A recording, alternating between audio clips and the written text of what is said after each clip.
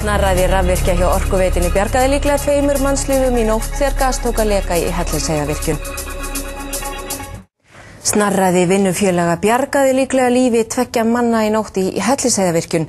Lögreglurannsókn er hafin á tildrögum slyssins, það Guðný Helga Herbertsdóttir sem segir. 3 menn voru að skipta sprengidiskir í Hellisheiðarvirkjun í nótt þegar gaslekinn var. Einn mannanna náði að forða sér leið, sækja réttan útbúnað og koma svo hinum til hjálpar. Mennirnir höfðu þá mist meðvitund og fallið niður á gólf. Mennirnir voru 3 í húsinu þegar slysið varð. Víðir Kristjánsson, efnafræðingur hjá Vinnueftirlitinu, segir fyrstu viðbrögð mannsins hafa skipt miklu. Eiginlega bregst við rétt á allan hátt og að væri við þessar erfiðu aðstæður. Hvers konar gas var þetta?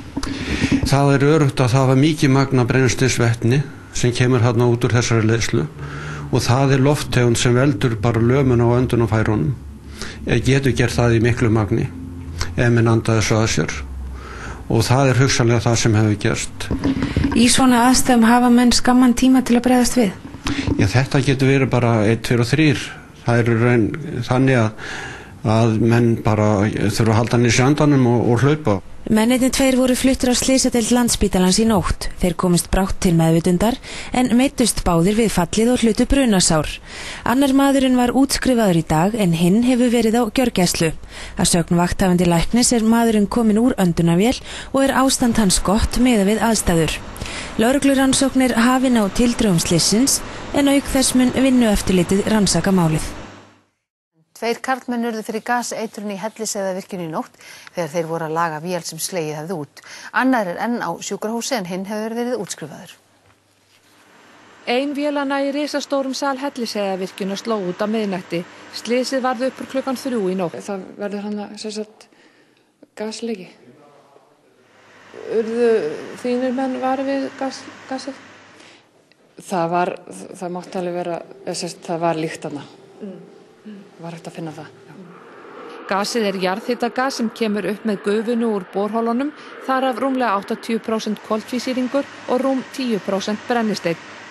Það var hér við þessa vél sem mennirnir voru að vinna við að laga vélina. Þeir voru að skipta sprengidisk, þarna hringurinn sem sést þarna í fjarska. Einn þeirra náði að koma sér undan með því að klifra yfir handriðið, stökkva niður á pallinn og gat náð í hjálp. Maðurinn náði að stökkva niður á þennan trépall og þannig aðra leið í burtu en þá sem vanalega er farin. Hinir 2 fóru niður stigann og virðist hafa fallið á gólfið. Sá sem stökk á trépallinn hringdi í 112 og fór inn aftur og náði að bjarga öðrum hinna út en þeim 3. var bjargað af lögreglu og slökkviliði. Alla jafna er enginn að störfum í vélasalnum, heldur er fylgst með öllum breytingum á skjám í stjórnklefa í virkjuninni og á nóttunni er fylgst með þeim í höfuðstöðum Orkuveitunar.